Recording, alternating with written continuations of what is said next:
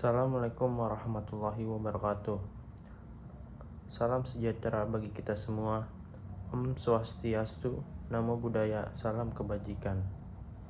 Yang terhormat dosen pengampu Bapak Alim Hardiansyah, ST Mkom.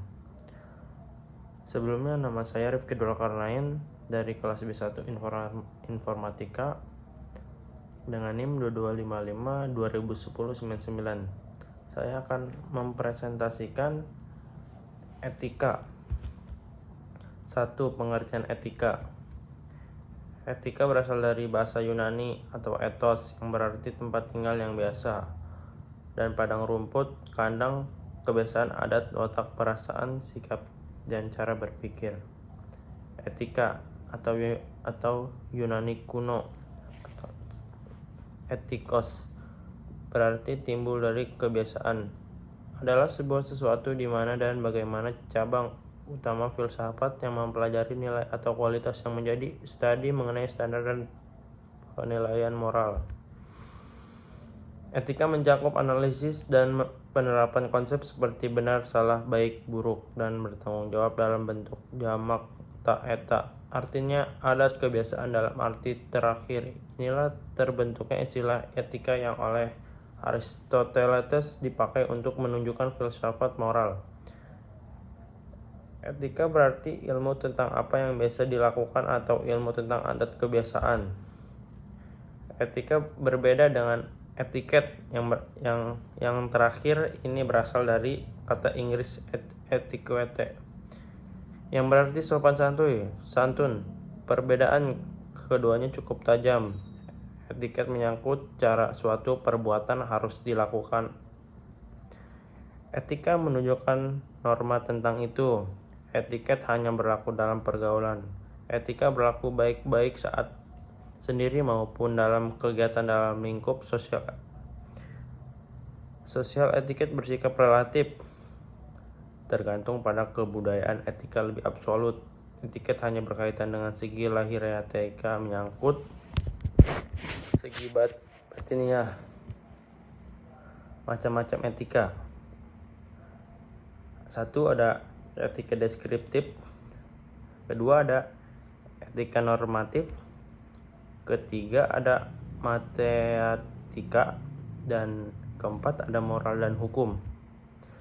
Keenam ada etika filosofis. Ketujuh ada etika teologis.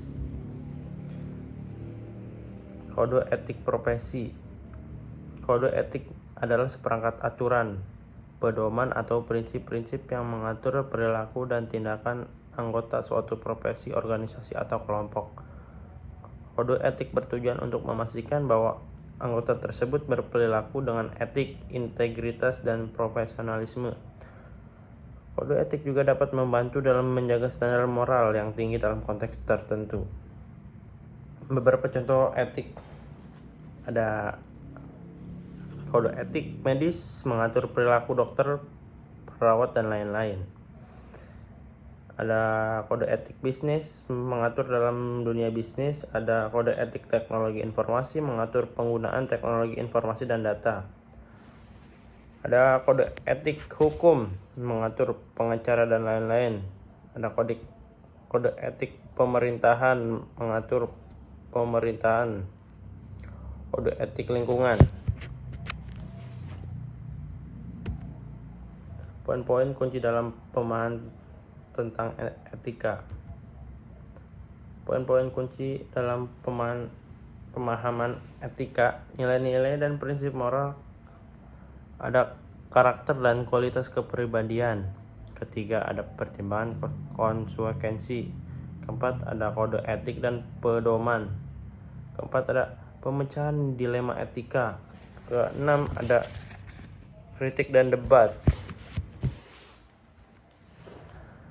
5. Dilema etika dalam profesi.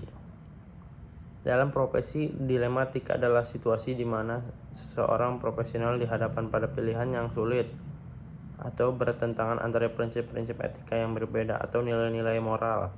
Pemahaman dan penanganan dilema etika adalah bagian penting dalam menjalankan profesi dengan integritas. kepentingan pribadi versus kepentingan klien, kepentingan klien versus kepentingan organisasi, kepentingan publik versus kepentingan pribadi, kerahasiaan versus keamanan publik, kejujuran versus loyalitas organisasi, konflik kepentingan versus transparansi.